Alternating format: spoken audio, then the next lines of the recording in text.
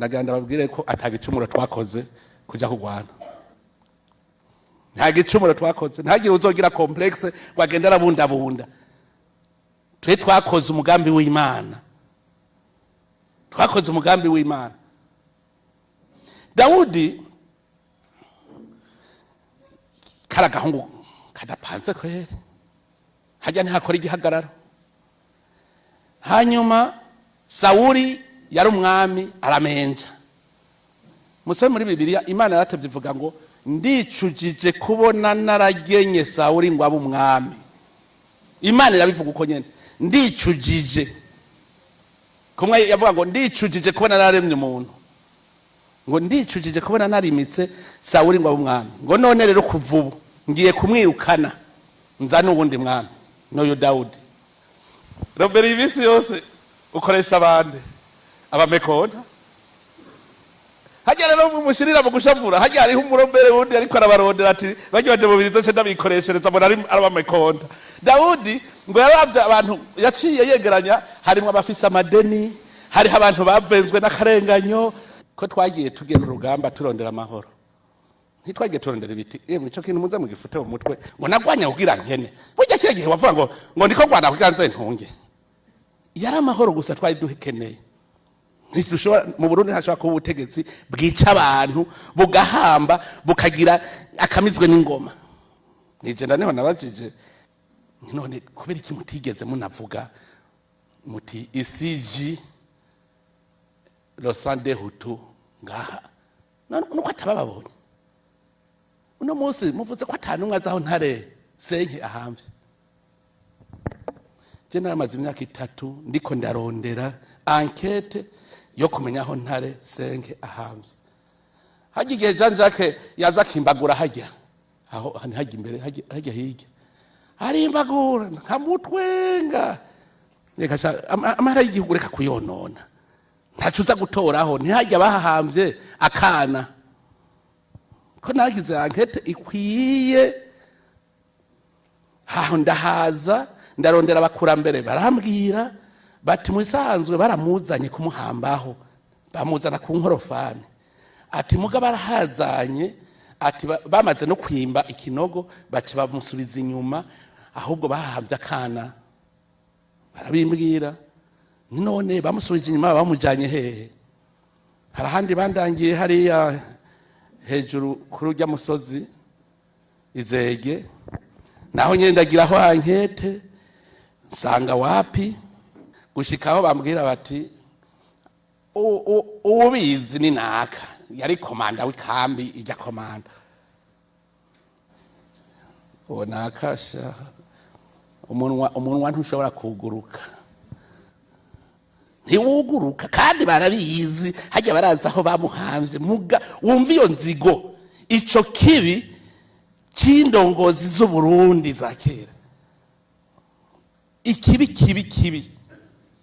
Hanyuma rero mu nyuma barambwira bati yahambwe hajya muri prison. Kamera bavuga muri komando, ndajayo ndavuga muri prison. Prison rero je n'ubikizigizigi ntikirahera, naho atawushobora kuhatora, kubera bambwiye yuko iyo nkorofani bamujanye ko muri prison bigeze kuyizura.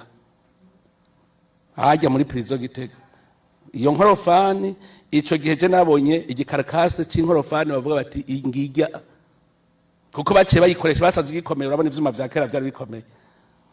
Iyumvira abantu barazi ahantu hahamvye abantu ibihumbi n'ibihumbi barahazi, muga bakanwinga.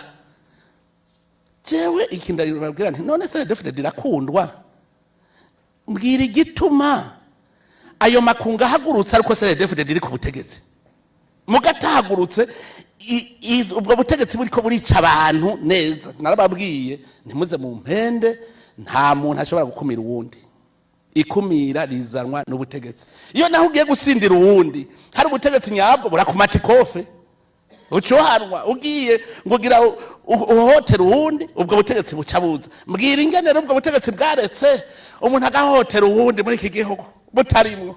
None ntibatubwira yuko wasanga nk'abagabijana abakurambere bariko batubwira ivy'irindwi na kabiri abagabijana umugerero umwe arabashorera neza bakagenda kabisa bakabaposhora ubutegetsi bubi burakwipunotiza gushika usanga sinzi abagabijana neza umugerero umwe arabashorera akabajana bose bakabica umwe gusa nibiyumvire no kumukubita ikofe na kubera iki yitwaje ya nkoni y'ubutegetsi ucumutinya nta rezo nimwe dufise yo kurira uno munsi ubu wiraba ukikabakaba uti burya ndiho gacavuga uti Imana ninazwe mwijuru muba kubera shetani iri impande yawe ikivuga ati unezerwe kuri iyi si ntibibaho kandi andiko ndabivuga kugira muze muramenya ingene igihugu tugiye kukibungabunga muri kazozaga tubone iyo tuva hanyuma niho tuza tubona aho tugeze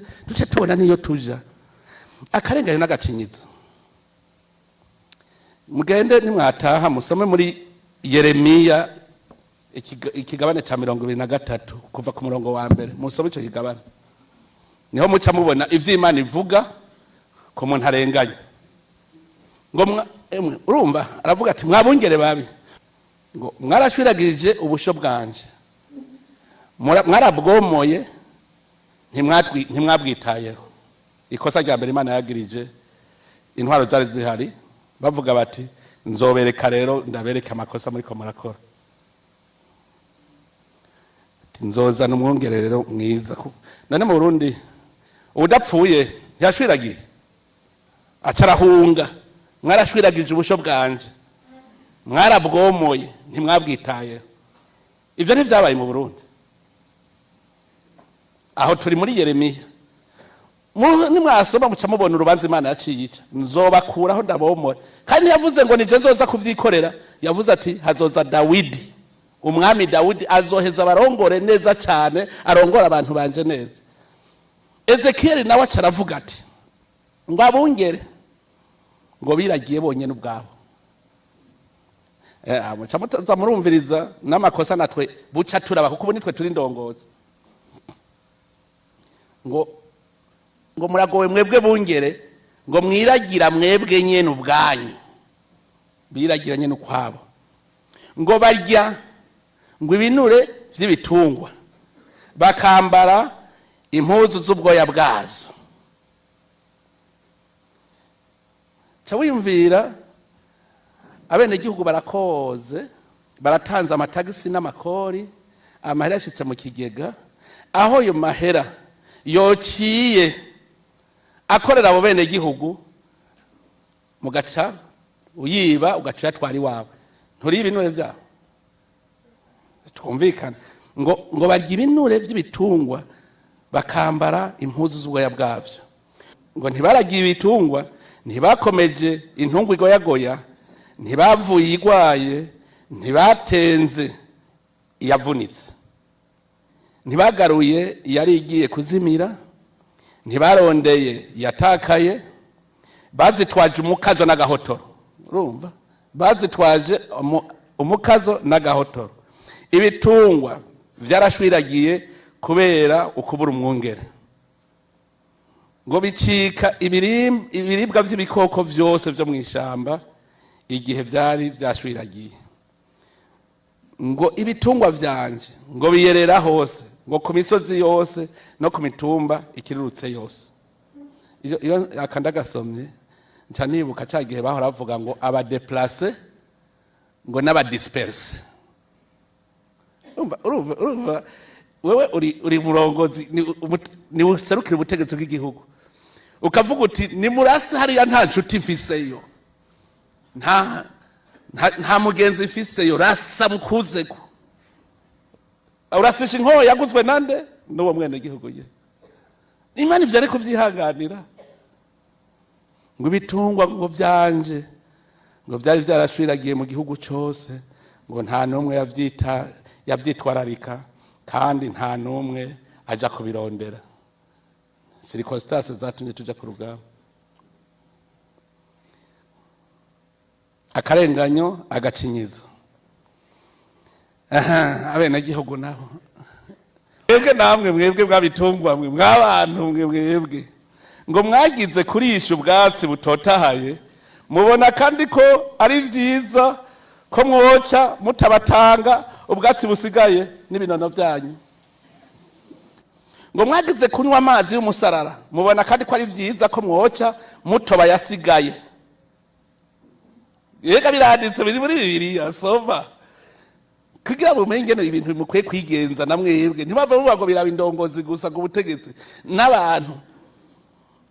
Ngo none ubusho bw'Imana ngo butegerejwe kurisha ubwatsi mwatabatanze ngo no kunywa amazi mwatobanze. Hanyuma rero Imana kiravuga iti rero aha ni muri Ezekiel ngo ngiye guca urubanza hagati y'ibitungwa bivyibushe n'ibitungwa vyonze. Ivyo bitungwa bivyibushe nimwe vyatabatanga vyaheza kurya vyo birahaga bica biratabatanga vyose ibindi bitungwa bije kurisha bica birisha. Ntimwari muzi ko nabatoyi batabatanga ivyo batabatanga bonona ivyo bonona ukaja guturira imisozi bigaca bituma imvura itagwa tugaca dusonza ko imvura itaguye. Hanyuma rero ngo Imana izoguhezagira yari yakushiriyeho ivyatsi kugira ngo ibiti bitume imvura igwa none mwahaturiye abantu baciye basonza none muvuze ko urubanza rero utazocibwa. Erega kugira dutsinde twatsinze ko Imana yaciye urubanza ntitwatsinze ko dufise ingufu. Imana yaciye urubanza hajye ni kuvuga Imana hagera aravye ati jane ase kefere pour sauver le Burundi. Imana nta ntwara akarenganya ishobora gutorera ndababwije ukuri.